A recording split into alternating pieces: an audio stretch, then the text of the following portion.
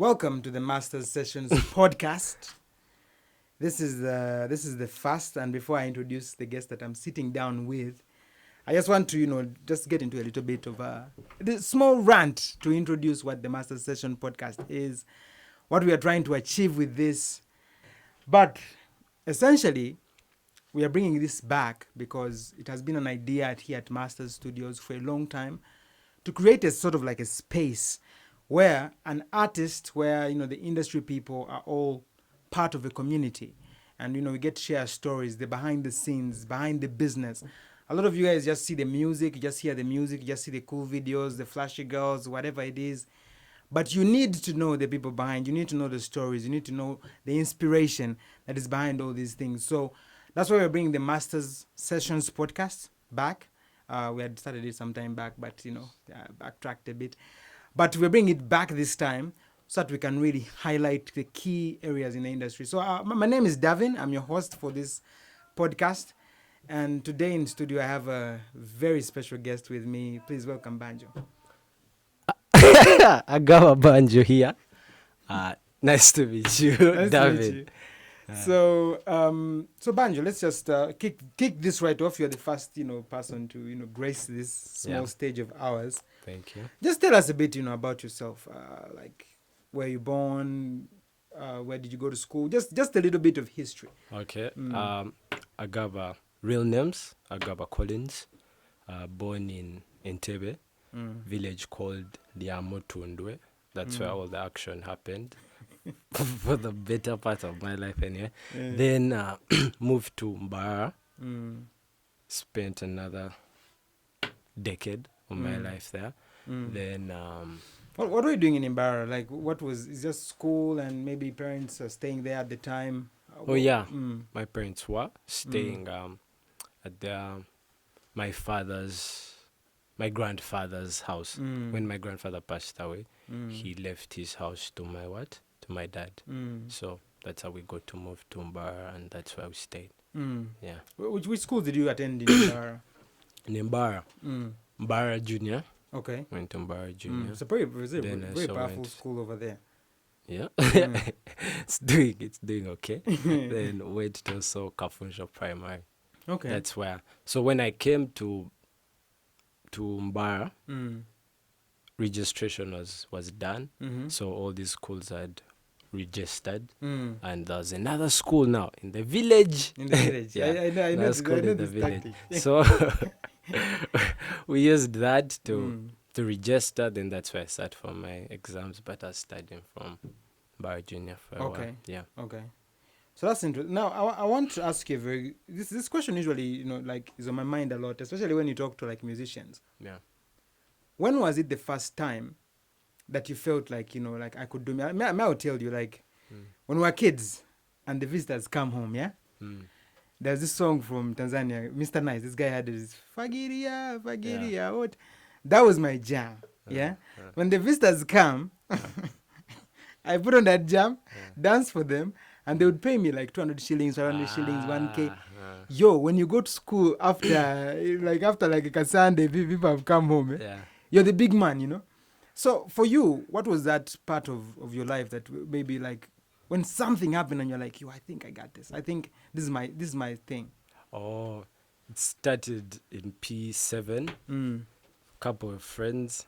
Friend was called Nasa, and I'm forgetting the other guy, but we're in class one, I think, evening. Then we wrote a song. You just wrote a song, like yeah. Can you remember that song?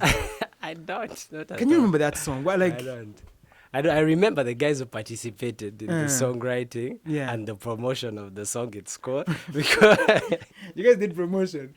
Yo, what type of promotion were you guys doing? Like around the school there, like the babes, like. No, we actually did promote, but I think it was word of mouth where they liked the song. Then they came asking us, "Yo, I heard you guys wrote a song. Can you sing it for us?" So I was like, "Ooh, this feels nice. This feels nice. Like that feels nice, yeah." So that happened.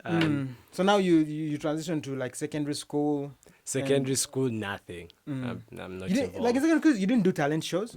Nope. Oh yeah, I did one. I'm telling you, this At is Mary where Hill. musicians are born, you know. I did. Those talent shows, what, yeah. Yeah. Mm-hmm. I was at Mbara High School, Okay. senior 1 or 2. Mm. I think it was senior 1. But high school is single, right? Yeah, single. Single. So now the guys are going to perform at Mary Hill. Mary Hill, which is for Single, girls. so yeah, but for girls. Damn.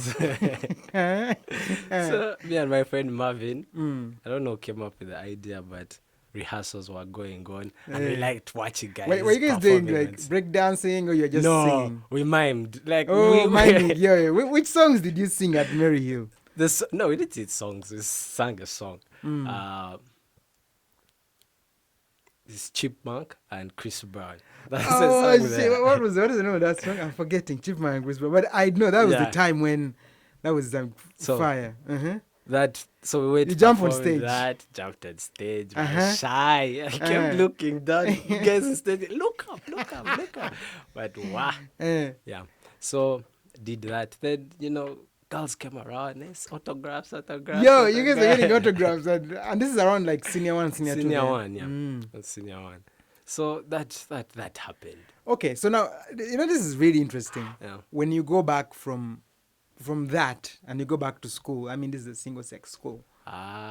You get the respect of the boys. They're like, yo. The boys weren't there. Only half of the school, not even half the school, because they would take a bus full of kids. Okay. So maybe those ones would. Those ones know. Those ones know. You're now your boy. You're now a cool You've kid. been out there. You've gone to school. Now these ones just hear of it. None of them. And we're in senior 1. So it was a big deal. Yes. Senior 1's going for. So it was. So these guys keep asking, you're the babe. So they think you have all the girls. They think you have all the girls. What? No, essentially, I mean, that's, like I always tell you when we talk, it's like, that's the power of music, Like, literally, just that small performance changes your sort of like social status in the school, Yeah. So I really understand, how it goes. So now, when was the first time you go to studio? The first time, okay, now you have enjoyed a bit of fame. When was the first time you go to studio? When were you introduced to like doing music professionally, where you look at it like, okay, this can be my career? Hati Obobwe then was I'm at university at Makerere, and we had a songwriting class where they told us to go work on our songs, full projects. But you've jumped ahead there. You studied music.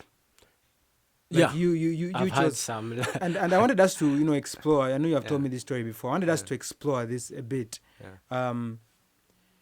Your parents wanted you to do something else, and you wanted to do music. Yeah. So can you just tell us a bit about that story, how it went? Like, how was it when you told your parents, like, no, I'm not gonna do what you want me to do. I'm gonna do what I want to do. It's a tricky situation. It's a tricky situation. What happens is, I think they have expectations as they are way, well, okay, you're at school most of the time and they're back home. So I think they have this whole thing planned out, what their kid might be or could be or pursue. And we are in there learning and dealing with things and realizing our own, our own journey. So when I get done with Form 6 and I'm now in VAC, I didn't want to. Okay, the only options were law, then maybe mass communication, then social sciences and tourism. And I love the whole concept, but I haven't been the best student in school. I mean, you tested some good things there in Mary Hill, and you're like, yo, we gotta keep this going. We gotta give lawyers weren't getting autographs. You know what I mean? So now when it comes to like choosing, I want you to just tell, especially like kids who are maybe watching this or listening to this, and they're at this crossroads, you know? Yeah. And, okay, I understand maybe you also haven't yet gone through fully. It comes with a lot of hounding. Like, just be ready. It's a force. You keep pushing throughout all this. Because no one really wanted me to do that. Not even expected I would decide to start doing music. I was just like, I'm going to do it and I'm going to stick to it. You fight for your path. You fight for what you want. Yeah. So music, it's music, let's go. So that's how it started for me. So everything I've been doing is learning and meeting new people, meeting new people, and singing. So that's the journey, basically. You just start and don't stop. Okay. So I picked it and I've been going. Okay. Okay, so now after going through that hustle, that struggle, pulling back and forth with your parents, trying to reach for your dreams, you jump into the music education in Uganda at Makerere University. Yeah. Yes. And how was that for you? Like, first take me through your, is it a 3-year course, right? Yeah, it's a 3-year course. And I was doing Bachelor of Arts in Music. Okay. Yeah. So my parents, before I'd come, I told me, okay, don't do that. Maybe go in, study. Whatever you want to study, because I kept saying, I want to study production. So they're like, maybe go and study it, not at Makerere, but then I was like, no, I have to do it. No, you have to go to Makerere. Yeah. Makerere is the university. And I had applied and got through. Okay. So it was like, let me go do this. So you also have expectations of what you'll get. Yeah. So I hadn't done enough research. But I got there, then, met teachers, lecturers, they call them. So met those, then studied first semester, second semester, and that's when I did that. And that's when I dropped out. So what leads you to drop out? Like, what class was it? What point was it? You looked at this and you're like, nah, this is not what I want to do. This is not what I expected. What was the final thing there that you saw? Maybe the lecturer comes in and they're teaching something useless. Like, no, like this is useless. What was it that you saw that made you go like, you know what? No, I want to try this path, but on a different path. I remember. I don't think it's just one episode. I feel like it's a set of events. You can highlight a few. Yeah, highlight a few. The time when you now interact with guys ahead and you're now asking, what are you guys doing? Any of you, maybe producers, like what happens at the end of this? What should we expect? And it seemed like you study, then the best you could possibly do is maybe, I don't know, man, fly out. Because that also seemed like a thing. Like if you're doing good, you'll probably fly out. Fly out to like where? To like the America. UK, America. And then do what in America? Learn more, I think, about history of music and what. So it felt that. Then the fact that I needed skills. I honestly needed skills. I needed to be able to engineer things so that I can get working and maybe make some money out of this, because I'm now competing with the fact that I'm not supposed to be doing this. So I'm dealing with too much pressure. So I have to prove something. I have to show them that no, this works and this can work. So I'm here and this is what I'm able to do. So so it seemed like going through Makerere then was going to be a process. So I was like, let me first do this, go out there, get all the knowledge I can get, then come back and study at Makerere with, learn everything they need to tell me about music. But from a different perspective. Now where I'm comfortable, I can just take in the information because I'm now curious about that. Okay. But then my mind wasn't in it. So you felt like as if the knowledge you were getting from school at the time was not relevant to my life or the life I wanted or to even in the market, like right now, There's that too. Because I understand Bachelor of Arts in Music, they're teaching you music, I don't know if this is even part of it, like music history and whatnot. But in the market, to really make money of music, you gotta be making hits, you gotta be making videos, you gotta be making all these like basically creating product, right? Yeah. And then you felt like they were not teaching you how to create product, they were just teaching you to sort of like study the product, you know, because and I think that's the problem, you know, with a lot of music schools per se.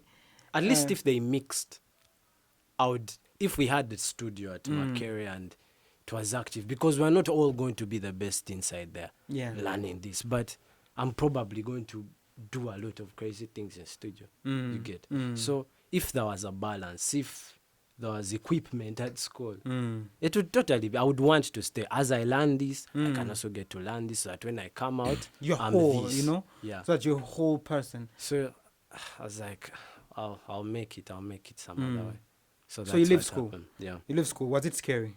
Yeah, it was, man. Depression. My cousin and sister had paid my tuition because my father was like, no, I don't want you to do music, so you'll figure that shit out on your own. So, dear parents, have mercy. so my sister's helping to put me into my career, and I'm now like, no, I don't want that. It's also now more pressure. How did she take it? You know, they won't say a thing, but you know that you messed up. So you're like, yeah, I messed up, but I'm just going to do it. And And when was this? When was this all happening? Like 2016, 2017? all I know them 3 years back, Okay. 2 years back. So that should be 3 years ago. Okay. So 3 years ago, you decide to venture into the wild lands of the music industry. So I go to now Isom School of Music. Okay. Yeah, so that's where I study guitar, keyboard, The actual skills. yeah, guitar, keyboard, and audio production and videography. So I did that for 2 years. So now, 2 years ago, that's what I'd been doing. So just recently is when I got done and decided to now get in the business. So I first finished, then retired back home, got my whole, you know, this feels like prison. You've been in school, Yeah, that's true. That's true. So when you actually get done, there's a lot that hits you. So now I had to deal with all that in Mbara. You know, getting You out told me of your the parents stay in suburb. Mbara. So after you're done with Esom, you go back to Mbara. Do you face them? What do they say? What is on ground? They are now ready for results. But I don't have equipment. I don't have, you know, I've been working on no camera, no nothing. So they're chilling with you and they're like, wait, what's They up? ask you, I'm okay, yes, we were paid money for your things. Where's the work? So you're like, man, I don't know how to explain it, but you know, I'm good at something. Just trust that I'm good. You will show. So is that the time when now you get together with your Yeah. team and Now that's when I get together with the Shwento boys and we just started creating. But before that, I'd been with Zagang. I'd worked. so the gang is during the time of Esom, is it? Yeah, that's now during the time of Esom. All of you were at Esom? No, I met, all these were just another friend of mine, Cavalli. I think he had also dropped out of Moobs. Then Avas, I think I don't think he had gone through, and I don't know his story very well, but that happened. We met with Avas and Hizano. He was a videographer. And he had been in the business and he had met a couple of guys. So I got introduced to Avas and he introduced me to the boys of the ones who make Zagang what Zagang is now. So we started off 5, me, Eli, Leo, Avas, and Cavalli. So we made Zagang what it is now, and we keep building. Okay. Yeah, keep building. So you say you like Shwento. By the way, we were saying all this, and I think not really bring the full story of Shwento. We have to bring all the boys here. Yeah, and I think that will be a story for another day. But essentially, tell us a bit about Shwento. What exactly is it? Shwento is a collective of artists. So we have Bowman, singer, beautiful voice. Then we have Simba. I say Bowman. Bowman, singer, beautiful voice. Then Simba, rapper, like craziest guy. Then we have Victor Mm-hmm. plays the guitar. Then we have Sammy on the bass and drums. So that's we started that, kept meeting and creating. You're with them in Imbara. This is now during COVID, and man, we have so much free time. So that's when So you used COVID, like positively, like creating. I had a blast during COVID. I had a blast. Okay, I'm sad people passed away and all that, but I had a good Life has time. to go on, man. Life was going. I was talking to Young about this, and it's like Tulimu struggle. Everyone says Tulimu struggle. I was like, no, I'm not in the struggle with you. I have to enjoy what the Tulimu struggle. I understand the Tulimu struggle. I'm in the struggle too. Yes. But man, that the thing, struggle it's is mental. different. Yeah, it's different. I got all the good things and ran with all that. So that's how I spent a lot of time with these boys working, basically. So we worked on a 20-song project. 20-song project, and the plan was if we can compose these and get them out there. It could be something. It could be something. Because we met and the connection was just instant. Okay. The connection was so instant, and these are people you don't usually have in your life. Yes. You get, everyone is so closed off now. So when you get guys who are in a way think like you and are ready to create, it just takes it to another level. Okay.